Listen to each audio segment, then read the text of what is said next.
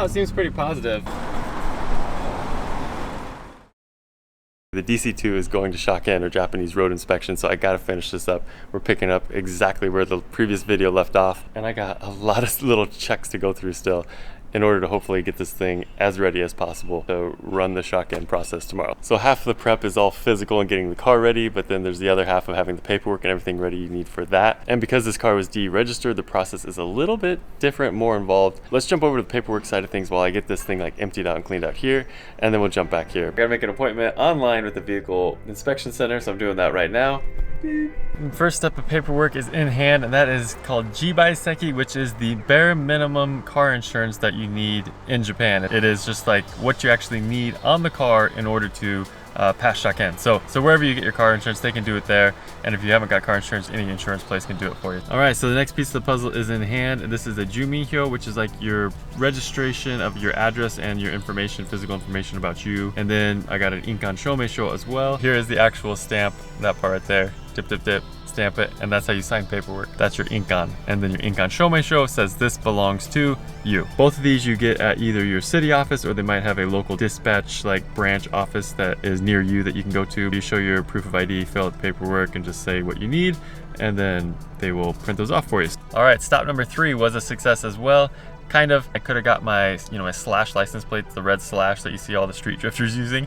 The Kari number, I could have got those today if I would have changed the start of my JCI to today.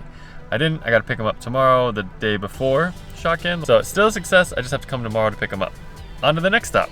So the next stop was a police station where you have to get your Shako Shomeisho, which is your proof of parking. Especially when you live in an urban area, you have to have proof of parking for either a K car or a full-size car. So with the paperwork from the police station, you have to go to either your landlord, or if you rent a parking spot from another company, you have to go to that place and they will fill out one of the forms that says, yes, you legally have rights to park here. And then you have to draw a map to say this is, the place in the city where you're parking. And then you have another form you have to fill out yourself. And then you go back to the police station and they will issue you a Shako Shomeisho. Talk about big in Japan.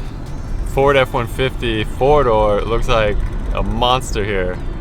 All right, a few final checks to perform, make sure things are up to snuff, and then it's Shock-in day. First things first, let's get some gas in it. So the new taillights look good, but you shouldn't be seeing them right now because the car is off. Nobody's pushing the brakes, but the lights are on, and I think this is what was going on before, and I never realized it with the other lights, which is why the owner had them like half unplugged. So what we got going on is that is the little switch, spring-loaded switch for the brake pedal, and it's normally on the pedal there's supposed to be a little plastic stopper that will push against it and turn off the brake lights when the car is off and the brakes are not pushed, and that little cap has gone missing, as they do over the years. So here is the cheap fix, the 1 yen fix. That is a 1 yen coin slid on the face of the brake pedal in the place where that stopper would be. So it should disconnect the lights. Let's go check the rear, and voila. No more brake lights on when they shouldn't be. So I'm happy that's an easy fix, but I need to do something a little more permanent. All right, so as you can see, I just got a little nut and bolt fitted in there and tightened down, and it's doing its job. I'm sure that part's available new from Honda, but this was a 5-minute fix with what I had here on hand. Battery connected, lights are off. Brakes. All right, now we're in business. Horn works, Shock-in pass there. The front lip I'm leaving off now just for Shock-in because A, I'm out of time, and B, it's gonna lower the front end, and ground clearance is a Shock-in requirement. I think I'm plenty good even with the lip, but this will just really play it safe. We need to test out the wipers and actually make sure, I think they work and the sprayer works. Let's spray, come on baby. Yeah, we got something coming from one hole. Oh, wipers work too, first time for that. Oh, they sound so good. Oh, that goes all the way off. Oh, it's right up there on the edge. There we go, a little movie magic. I had them reversed. The wiper blade's in the wrong position. Short arm on driver's side with the long blade is how it should be. So one thing I know I need to change now before Shock-in is, unfortunately, my cool new JSP shift knob, because this has no shift pattern on it. And if you have a 6-speed transmission, you need to have a 6-speed pattern. If you have a 5-speed transmission, you need to have a 5-speed pattern. why, you know, it's just one of those rules. Like, so along the same train of thought, if you have a horn button, it has to have the horn symbol on it. Otherwise, you know, it could just be a blank. You don't know it's a horn button. You don't know where the horn is. You have to have the symbol. All right, well, same applies to the shift knob. You have to have a shift pattern on the shift knob. And so what you can do in the cheapest way possible is you can just write on a piece of paper and you can just tape it to the dash and you'll have a shift pattern there, and you just take it off when you're done. Or if you bought an aftermarket shift knob and it came with the little pattern, you can put the sticker on there. That's why you see that in a lot of JDM cars like that. It's so you can pass shock in. But what I opted for was a new OEM Honda shift knob. And I'm gonna go on record as saying this is probably, at least from what I saw, the cheapest OEM Honda shift knob available. But it's got the pattern, so we are good to go. 1, 2, 3, 4, 5, and reverse. Pattern matches the transmission, and it's a cool little knob shape, right? Let's get that guy on there. All right, so I would like to claim that I'm the only one that has thought of this, but when I was in Honda asking if this would actually fit onto this car, I'll explain what it is in a second, but when I was asking what it is, you know, if it would actually fit this car, the mechanic, he went and talked to one of his other guys, and they're like, oh yeah, I actually did that on my own Civic Type R, like a EK Civic Type R, in order to pass shock in. So I'm not the only one. Oh, don't go too far. I don't know how far I can go. That's got to be it right there. Okay, we're gonna leave it there. So what it is, this is a Honda Acti stock shift knob, and the Honda Acti, I can put it in here. Honda Acti is the little K-Truck, a Honda K-Truck. Found a random picture of this. I'm like, that's like not a bad stock shift knob. And then I looked it up, and it was like, this was only $5 or 700 yen, maybe 550 at the exchange rate right now or something like that. But looks pretty good, feels pretty good. It's like a rubber, whatever. I know the shift pattern issue is not going to be an issue, so that solves that problem. 700 yen, brand new shift knob, maybe the cheapest OEM shift knob from Honda. Looks good, feels good. It's going to do the job to get me through shock in. Yeah, if you're asking yourself, Steve, why are you taking apart a perfectly good running car the night before shock in? Why are you getting rid of the battery? Well, our van's battery died. Perfect timing. Luckily we were close, my daughter and I, so walked back home, stealing the battery out of this, just making more work for myself later, even though I still had stuff to finish up on this for shock in. But I guess you gotta do what you gotta do. I don't know if it was just the battery that's dead on the other car or if the alternator's dying. The car has got like 70,000 kilometers on it, but it's a 2008, so whatever. So I'm gonna take the limit brake, auto, battery monitor as well, so I can hook it up to the battery, and then when I connect everything, I'll at least be able to see if the voltage changed from the alternator kicking on. But yeah, this thing bailing me out again, I suppose. So now we gotta hike back to the car. Yay. Well, one 7-Eleven parking lot rescue mission. Got the battery monitor, the DC2 battery in the van. So 12.4, let's see what happens when we start the car. Of course, good battery definitely helps. And now, come on voltage, please be up. So 14.2, so it looks just to be like an old dead cell. The battery's just completely dead and worn out. So that makes me feel a lot better. I can just go buy a new battery now and take care of this battery monitor. Peace of mind once again. So it's just temporarily set in here. The negative wire goes to the negative terminal, positive wire goes to the positive terminal. I'll swap that back into the DC2, but I just wanted to double check with it. And yeah, served its purpose. No dead alternator this time, thank goodness. Here we are, 10 o'clock at night. We now have one new battery in the van, so I can get back to prepping the DC2. All right, I got rid of the blue little running lights because they were like just crazy blue, especially at night. This is actually the first time I've seen it at night, but I switched them out, and these are like, it looks like full-on headlights right now, but these are just little LED, just, you know, the LED replacement bulbs from Astro, 100 yen on sale. So I got to get rid of those blue guys there. They're an intense light blue, but they're not the color blue. Let's do the full headlights look now. Let's see how this looks. Yeah, so there's full headlights. We can get fog lights in there and just kill the battery. It's a color bonanza. You guys can't see it, but we got yellow, intense blue, there we go, and projector white. And let's check the brights. There we go, full steam ahead there. All right, well that's cool. So all the lights work, front and rear, even the license plate lights in the back work, which is totally forgot about, but they luckily work. I had to tap the license plate mounting bolts front and rear, so I had to go to Astro and buy an M61 tap, like just, you know, really small stuff in the final hour here trying to get this thing ready. You can see I got the front jacked up. That's because earlier today I was like, well, let's just check how low we are. So I you have to sweep a 2x4, and if you can clear a 2x4 9 centimeters, you should be good. I'm like 1 centimeter too low in front on like the sway bar and the exhaust. So I pulled the front tires off and I went and I filled them up with a ton of air up to the tires maximum. So hopefully that'll raise it up enough and we can kind of skate by. But if I fail for ride height, it just is what it is. But at least I'm giving it a shot.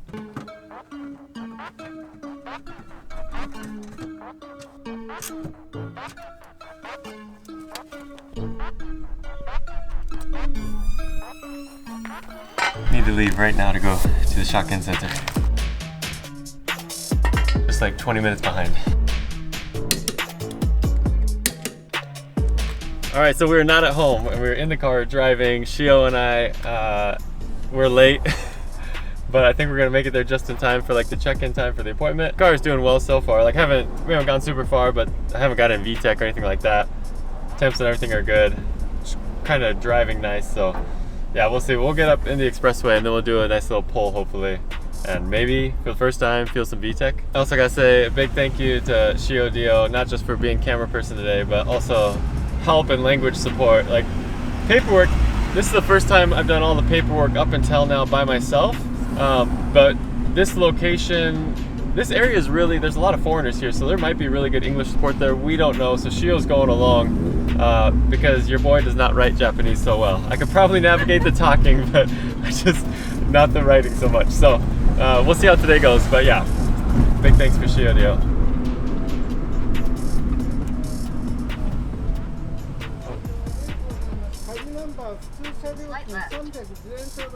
Hi.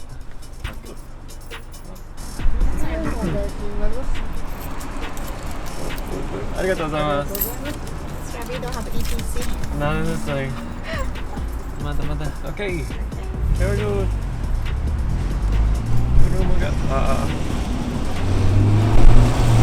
Hey, second gear. Merge.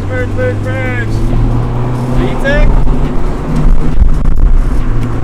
Merge. Woo! She got good. I don't know if that's VTEC or not, but it's going. Love it. First time over like 4,000 RPM. Maybe not even VTEC yet. I don't know what it went up to. Oh man, it feels good. Like, good engine. Whatever blown out suspension we have, it feels good enough for this.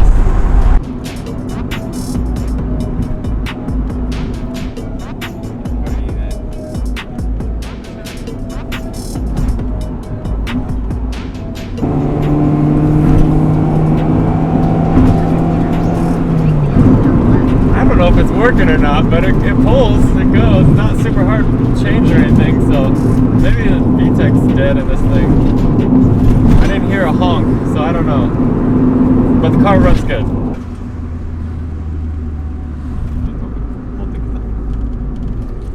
So we should be almost there now, but just to update on the driving, the steering wheel's kind of cocked a little bit, but it does drive straight. It shifts into gear fine, it's just really tight notching. That might be the aftermarket shifter. The throttle pedal is extremely heavy to initially open or push, you know. But otherwise the clutch is grabbing. It's driving really well, holding idle like when, you know, coming to a stop and stuff. Like, this thing is pretty darn good. I don't know, hopefully we're not leaking any fluids or anything, but yeah, so far it seems promising, I guess. When we get in there, we probably can't really film too much or anything, so we'll update you when we can. But yeah, oh, it says we're here, so fingers crossed. Here goes nothing. Let's go DC2. All right, we just made it after a little driving around the block and confusion. High five. Here's the real journey and the process. We'll see what happens. Nobody knows. My only goal for today is to keep a good level head. In these situations where it's out of my control, I kind of tend to, like, you know, it bothers me a little bit.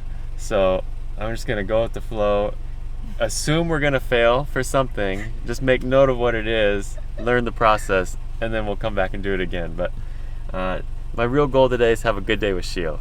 That's it. Like a date day with Shio would be just great. Yeah. So, ganbaro. Alright, we're back in the car. We couldn't film anything inside, but you start at letter C, you go to D to pay your fees, you come back to C and you do your stuff. But now we're outside and you can see this looping here. There's 4 lanes, we're just waiting in line. We'll go in that big building over there and then hopefully get, the car will get inspected and we'll find out if we pass or not. Go back inside and do paperwork. There's a lot of C8 Corvettes here, so that's kind of cool. But anyway, yeah, we'll pick it up when we know more. Not what I would expect to see in line, a freaking CUDA, holy cow. And just a note about Shotgun, everybody or every car has to do this process. The really large garages will actually pay for the the license that'll let them do it on site. That's really expensive, but that's how a lot of like illegal Shotgun stuff happened, because they just kind of wrote off and said, hey, everything's okay. Nowadays, it seems like it's really not worth it to do like a illegal Shotgun. I'm sure it happens and stuff like that, but no matter what it is, you either come here and do it this way, or you go to a shop that has the license and do it. So we used to live like 3 hours from the location, or like 2.5 hours from the location. And what I realized was I could go like 10 minutes down the road and pay 10,000 yen for like their service fee. If I did all the prep, they could run it on site because they had the license, and it was just a Mazda dealership, but they would run it on site. And so for 10,000 yen, I didn't have to drive 3 hours and do everything. So there's maybe some option like that. A user Shotgun is what it's called, places like that where you can go and do it. But we live close enough to this place that might as well just come out here and do it ourselves and save that money. Idling for 10, 15, 20 minutes now. No change in temp. And check out the cup holder in action. We got the old Jagariko little water bottle. Mint. So first run through, we made it. I don't know if everything's okay or not. I got stamps the whole way. We had to drive through, check everything. But I have to go through one more time to check the height of the car, which I was already kind of worried about. But they can't do that until 1 o'clock, so we're gonna go get some lunch. But right now it seems pretty positive. On our quest for food, you can see we're at 7-Eleven behind me. Just stopped to figure out where to go. So yeah, we drove for maybe 15 minutes just around and around. Everything seemed normal, nothing out of the normal. Backed in, parked, went inside, went to the bathroom, figured out where we're going, came back out. Now I'm trying to start it and it's just cranking, nothing's happening. It's weird, like I don't know what's going on. Well, the fuel pump I can hear priming. I removed the back seat and it's going wee. Checked all the fuses under the dash and the engine compartment. They all seem good. I got a really bad headache. I feel like I'm gonna throw up, but I don't know what that's about. Kind of at a loss right now. I'm probably gonna pull a fuel line just to see if fuel is actually getting there. I guess I could pull a spark plug to see if it's actually sparking. It's cranking way too hard to where it's like just one of those easy things that's just not there right now. I've got fuel all the way to at least the fuel filter. I cracked the bolt, Shio, cranked it or primed it, and it had fuel. I cleaned the terminals on the distributor cap and rotor. They were dirty, but nothing changed. Then I pulled the spark plug and grounded it out and tried to see spark, and I didn't see any spark. So I think the internal coil in the distributor is bad. Everything else on the engine is new. New plugs, new wires, new OEM cap and rotor. Fuel pump is used, but it looked good condition. It's still priming. So yeah, fuel's getting there. It's cranking really hard. I just think we're not getting spark right now. So the battery has now died from cranking and testing. Yeah, I called my dude at Honda, but he's gonna call me back with I don't know, probably just to confirm what I'm guessing, unless he knows something else. But all the obvious things are in place. It just seems like I'm not getting spark, and I think that's actually a bigger distributor issue. Nothing easy, unfortunately, of what I can fix here now. And there's no O'Reilly's down the street here with the stock, load of parts that you just walk in and get what you need. Like, you got to order everything. So I think for today, we just got to get a tow truck, haul it back home, try everything again. We were that close. The shotgun stuff was going so good. We just had to go back and check the ride height of the vehicle after lunch. And we would have either passed or failed, but at least we would have known. So we don't even know that. So luckily Shio is here because she really helped at the land transportation office. She really helped there, but also she's been calling them, which it's really hard to get through on the phone to them.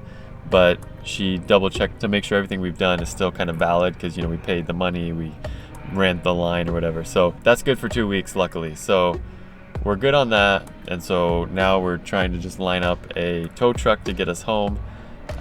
This whole fiasco is going to cost like $1,000, not that much, $600 or something like that. As long as I get this thing fixed in 2 weeks, come back and try again. But for now, chilling here at 7-Eleven, and that's been our afternoon. So everything was going so smooth until last night.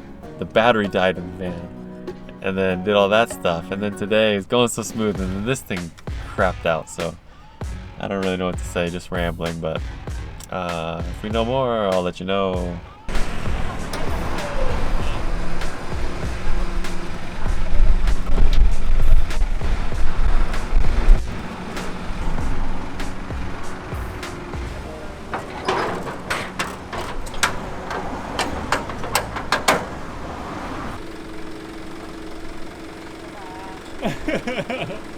Well, there you go, Hiroshi and Sakata Motors saving me again. Car is dead, but it's on its way home, and it looks pretty good. I gotta admit, like, it looks pretty good up on the truck. Seeing it from a distance, out in public, not my own, you know, parking spot. But yeah, we'll come back bigger and better. So yeah, let's get home.